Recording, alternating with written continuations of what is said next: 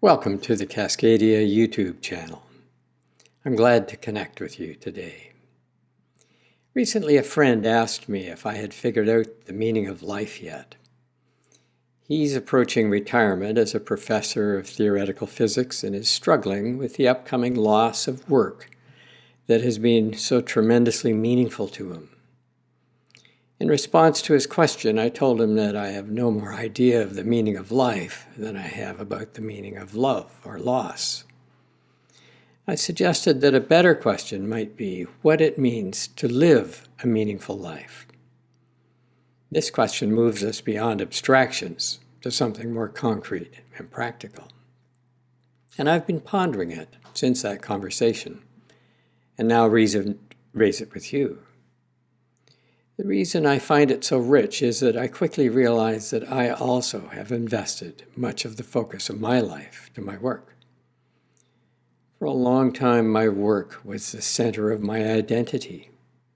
I am a clinical psychologist, or I am a professor or an author. In other words, I am what I do. But while this might seem like an innocent and natural thing to tie my identity to what I do, it feels more sobering when I frame this in terms of my source of meaning. Is what I do really the meaning of my life? Is my life reducible to what I do? And is this what most deeply makes my life meaningful?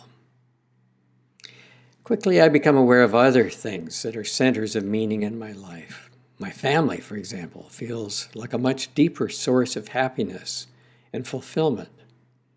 But what would I be left with if my family were all suddenly killed or removed from me in some way?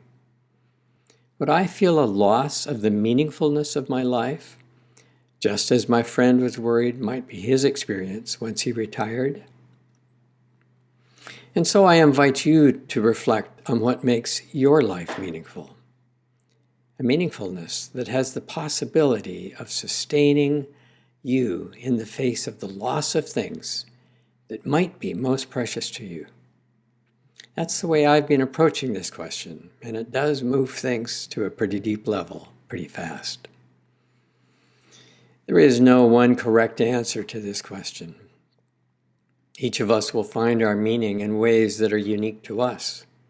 And for each of us, the answer has been evolving over the course of our life and will likely continue to evolve. My own pondering of this question quickly brings me back to love. What gives my life meaning in this moment, and the meaning that has the potential to be robust enough to sustain suffering and loss? My answer is love. More specifically, love flowing through me.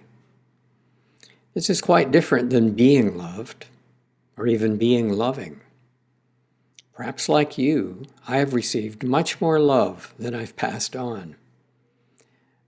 But as I see it, we're not supposed to be containers of love, but conduits of love. Love isn't supposed to be stored up until we feel we can afford to pass on the excess to others. Love is to be passed on. Love is, in fact, the passing on of the blessings that have flowed into our lives, passing them on to others. I discuss my own journey around this in my recent book, I Am the Love That Flows Through Me. I share some of that story there as a way of illustrating the process of distilling our identity and locus of meaning. I don't offer my way of understanding the meaning of my life as the way you should understand and live yours. But I do encourage you to take time to reflect further on these questions. Please let me know where this takes you. You can reach me at info@cascadialivingwisdom.com. I won't be able to engage with you deeply, but I can promise that I'll read carefully what you share and respond if I can. And if you're finding these short videos helpful, please tell your friends. Bye for now. Be well. and don't settle for anything less than living a meaningful life.